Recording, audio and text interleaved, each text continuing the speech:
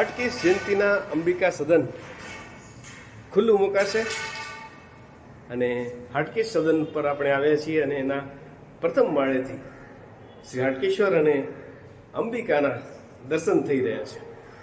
સાથે સાથે ભુજના હૃદયસમા હમીરસરનો ખૂબ સુંદર નજારો.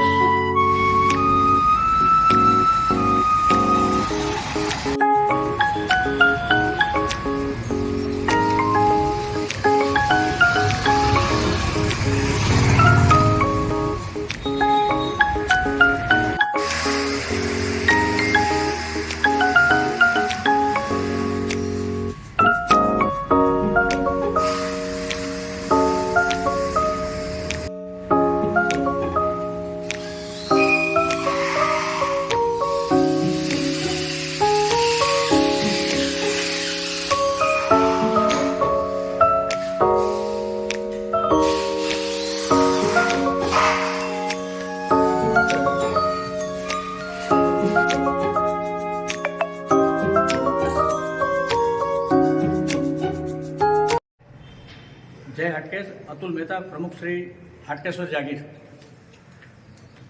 કાલે ચૈત્ર સુદ 14 એટલે કે નાગર જ્ઞાતિના ઈષ્ટદેવ હાટકેશ્વરનો પ્રાગટ્ય દિવસ. એ પ્રાગટ્યના દિવસે જ્ઞાતિજનો પાટોત્સવ ઉજવશે. એ દિવસે જ અત્યારે જ્યારે પ્રવાસન ક્ષેત્રે કચ્છ આગળ વધી રહ્યું છે ત્યારે નાગર જ્ઞાતિના જે બહારેથી આવતા લોકો છે એમને પણ અહીં સગવડ વધુ મળે અને સારી મળે એ માટે ટ્રસ્ટે એક અંબિકા સદન આપણું ગ્રહ ઊભું કર્યું છે અને આ સુવિધા જ્ઞાતિજનો માટે છે પણ જે અપૂરતી છે એ માટે વધુ ઉપલબ્ધિ થાય એ સારું એક આયોજન હતું જે કાલે ફળીભૂત થાય છે, જેનો મને આનંદ અને હર્ષ છે. આ અંબિકા સદનમાં 6 રૂમો છે અને 4 ઉપર 2 નીચે અને 3 આગળ દુકાનો પણ બનાવવામાં આવી છે કે જેથી ટ્રસ્ટને એમની પણ આવક રહે અને આ અંબિકા સદનના મેન્ટેનન્સમાં પણ ઉપયોગી નીવડે. આ સદન પાછળ લગભગ 55 થી 60 લાખ રૂપિયાનો ખર્ચ થવાની સંભાવના છે. ત્યારે જ્ઞાતિજનોના એમના જે વડીલો છે એમના સ્મરણાર્થે સારી એવી રકમ આ ટ્રસ્ટને મળી છે.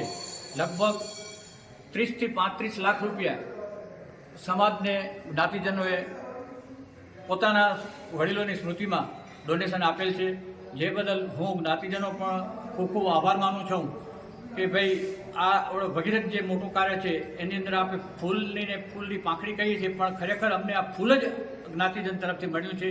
તો જ્ઞાતિજનોનો પણ ખૂબ ખૂબ આભાર. જય હાટકેશ. અસ્તુ. Thank you sir, thank you so much. આ હતા આપણા જ્ઞાતિ પ્રમુખ અને સૌના લોકલાડીલા એવા અતુલભાઈ મહેતા સાહેબ. ખૂબ ખૂબ આભાર સાહેબ.